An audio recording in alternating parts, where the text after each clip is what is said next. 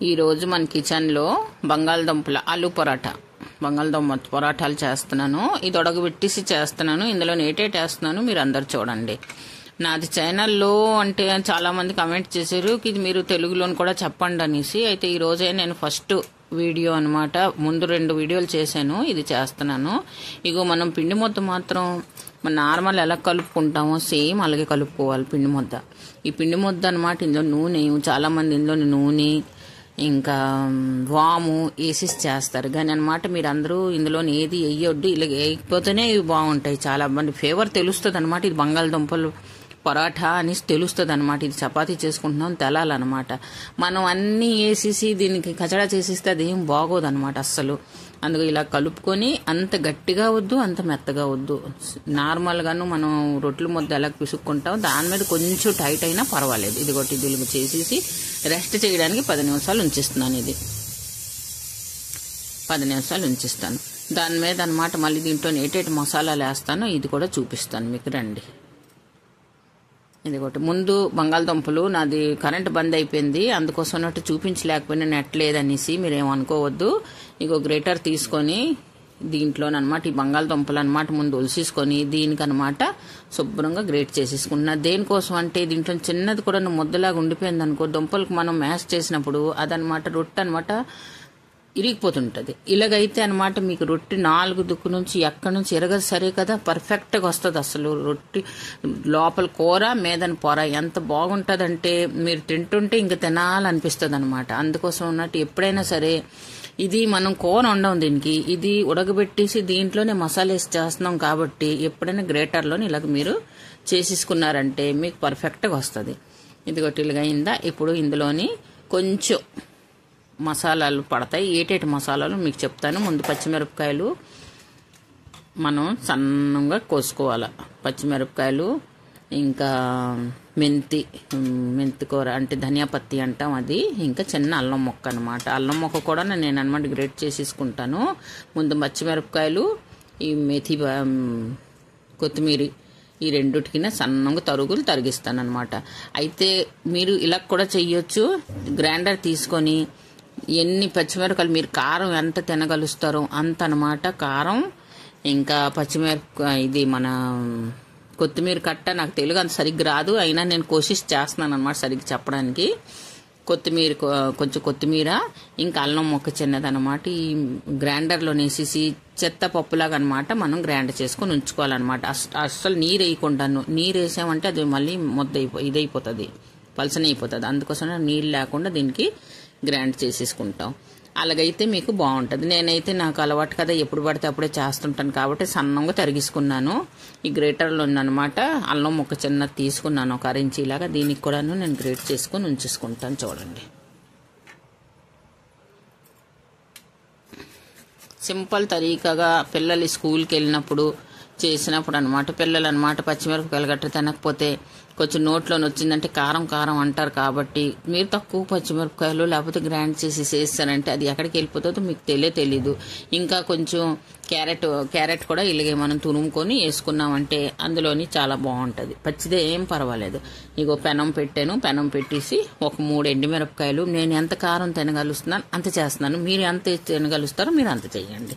ఇగో 3 1/2 kilo దుంపలు చేస్తున్నాను. 3 ఎండుమిరపకాయలు, 1 చెంచాడు అనమాట ధనియాలు, ఈ రెండింటికి బాగా వేపిస్తున్నాను.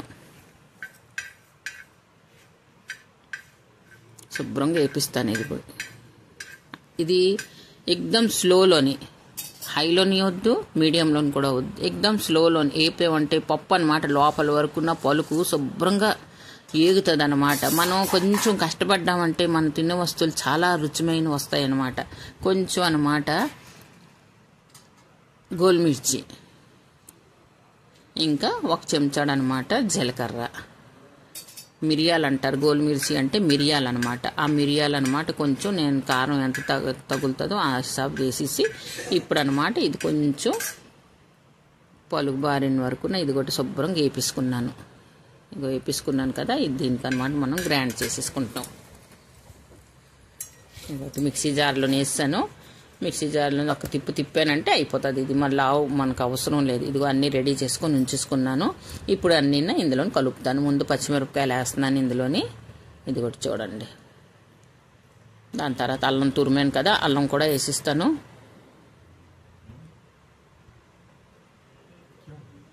మీరు ఈ స్టేజ్ మీదే మీకు క్యారెట్ కానీ ఉన్నదంటే క్యారెట్ కూడా వేసుకోవచ్చు. నేను క్యారెట్ వేయను, మీరు వేసుకోవచ్చు.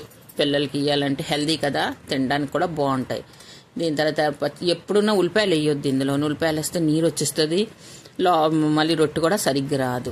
దాని తర్వాత ఈ మసాలా మనం ఎంత వేసామో, ఈ మసాలా అంతా మనం ఎంత చేసుకున్నామో ఇదంతా దాంట్లో పట్టిస్తుంది. ఎందుకంటే దీనికి తగినట్టే 1/2 కిలో దుంపలకి తగినట్టే నేను చేశాను కాబట్టి ఇదంతా వేసిస్తాను.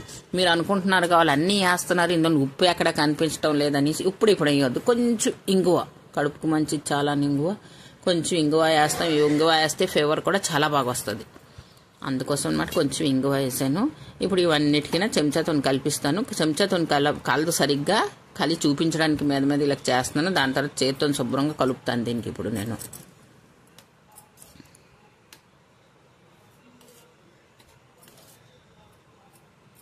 ఇదిగోటి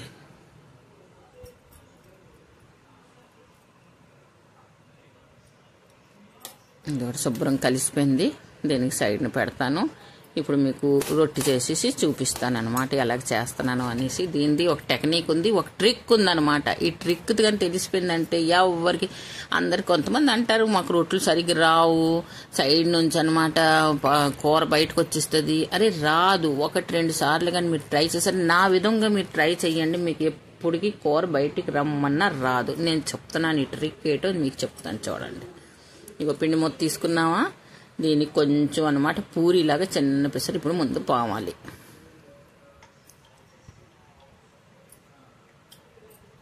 గంటలో 50 రొట్టెలు చేసి వచ్చు. ఇలా పూరిలా పామైనా ఇప్పుడు ఇందులోని కూర పెట్టుకుందాం. కూర వండిసి కూడా ఆలు పొరాటా చేస్తారు, కానీ దాని మీద ఇది మాత్రం చాలా టేస్ట్గా ఉంటుంది. ఇదిగో ఇలా చేసామా, ఇప్పుడు ఇలాగ మడతెడతాం. ఇంకో గోలుగా మడతెడతాము. మడతెట్టేసి దీనికనమాట మీదని ఇలాగనేసి నొక్కేసి ఆ ముద్దకు అక్కడికక్కడే నొక్కిస్తాం. 4 సైడ్ చూసిస్తాం, రావడం లేదని నొక్కిస్తాం. ఇప్పుడు పిండేసేసి దీనికి ఒత్తుతాం అనమాట. ఒత్తిన తర్వాత 4 సైడ్ అనమాట చేత్తోనే మధ్య నుంచి ఇలాగ ఇప్పుడు నేను చేయి చూపిస్తున్నాను చూడు, అలాగనమాట అన్ని దుక్కులు అనమాట ఇలాగని పరాలన్నమాట. పరిచిన తర్వాత మీద భాగం మనం ఇలాగ మడత పెట్టేమే, అది మాత్రం ఎప్పుడు పావనప్పుడు కిందన ఉండాలి. అది మాత్రం గమనించుకొని, ఇదే ట్రిక్ అనమాట ఇందులోని.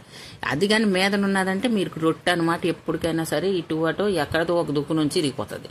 అది మాత్రం మీరు కిందన ఉన్నదండి. ఇంకా ఎక్దమ్ హల్కా చేతులతోని చాలా స్లోగా అనమాట, అంటే బలం అస్సలు తగిలించకుండా మీరు రొట్టె పావండి. ఎంత పెద్ద రొట్టె అయినా పావిస్తాం. ఇది ఎలాగైనా కొంచెం అనమాట హెల్తీగా మోటాగే ఉంటుంది అనమాట, అంటే వలంగే ఉంటుంది, అంత పలసగా ఏం రావు. మీరు చెయ్యాలంటే చేసుకోవచ్చు, కానీ లోపల ఉంటుండగా మనం చేసుకున్నాం అంటే నా సామరంగా. ఇప్పుడు నేను అందులో ఉప్పు వేస్తుండగా మీకు సైడ్ అయిపోయింది కొంచెం నా పేట, మీకు చూపించలేకపోయినా అందుకోసం ఇంకొక రొట్టె చూపిస్తున్నాను చూడండి. మీరు అనుకుంటారు ఉప్పు వేయడం లేదనేసి, ఉప్పు లేకపోతే అసలు బాగోదు. అసలు ఉన్నది రొట్టె ముద్దలోని ఉప్పు ఉన్నది లేదని కాదు, కానీ ఈ కూరలో లేకపోయిందంటే ఇంకా టేస్టే చేంజ్ అయిపోతుంది. ఈ రొట్టె పేట కొంచెం కసకాయించుకోవడంతో నేను అనమాట చూపించలేకపోయాను. ఇది ఒకటి మళ్ళీ మీకు చూపిస్తున్నాను. ఇదిగో ఇలా వేసిన తర్వాత రొట్టెల ముద్ద ఎంత ఉంటుందో కూర ముద్ద కూడా అంతే ఉంటుంది.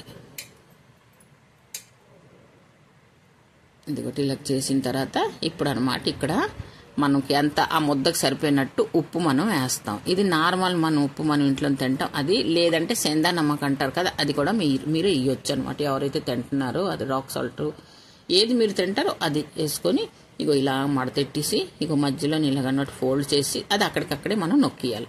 నొక్కేసిన తర్వాత కొంచెం పిండి వేసేసి దానికి ముందు వెనక్కి భాగం చేసిన తర్వాత దీనికి చేత్తోనే కొంచెం పెద్ద చెయ్యాలంట. మధ్య కూర అంతా సైడ్లో వెళ్ళిపోవాలి. ఇది ఒకటి చూడండి, నేను ఎలాగ చేస్తున్నాను కదా అలాగే వెళ్ళిపోవాలి బయటికి, అంటే లోపలే వెళ్ళిపోవాలన్నమాట. సైడ్లన్నీ అతికేసే ఉంటాయి, లోపల అది అయిందా. ఇప్పుడు అనమాట మనం కొంచెం చేస్తాం కదా, ఇప్పుడు అనమాట మీరు రొట్టెలు కర్రతోని మీరు పెద్ద చేసుకోండి. ఇది గుర్తుంచుకోండి, మీద భాగం ఎప్పుడు కిందకి పెట్టియండి. ఈ ట్రిక్తో మాత్రం కంపల్సరీ మీరు చెయ్యండి అనమాట. ఈరోజు చాలా వర్షం పడుతుంది, వర్షం పడి నుంచి కరెంటు బంద్ అయిపోయి నెట్ బంద్ అయిపోతుంది. వీడియో ఎక్కడెక్కడ అనమాట స్కిప్ అయిపోతుంది అనమాట, ఏమనుకోవద్దు.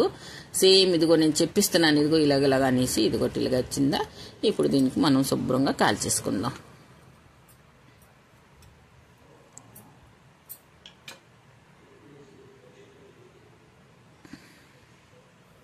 పెనం పెట్టాను, పెనం కొంచెం కాలింది, దాంట్లోనమాట ఇగో ఈ రొట్టె అనమాట. శుభ్రంగా మనం ఎలాగైతే చపాతీ కాల్చుకుంటామో, నేను చెప్పాను కదా కరెంట్ పోయిందనేసి పూరా చెప్పలేకపోయాను, రొట్టె వేస్తుండగా చూపించలేకపోయాను అనేసి. నార్మల్గా అలాగ చపాతీ కాలుస్తాం, అలాగ నూనె వేసుకొని శుభ్రంగా కాల్చేసుకోవడమే. మీరందరూ నాలాగా చేస్తారా లేదా నాకు కమెంట్ చేసేసి తప్పకుండా చెప్పండి. నా ఛానల్కి మీరందరూ నా సపోర్ట్ చేసేసి ముందుకు తీసుకొని వెళ్ళండి అని అనుకుంటున్నాను.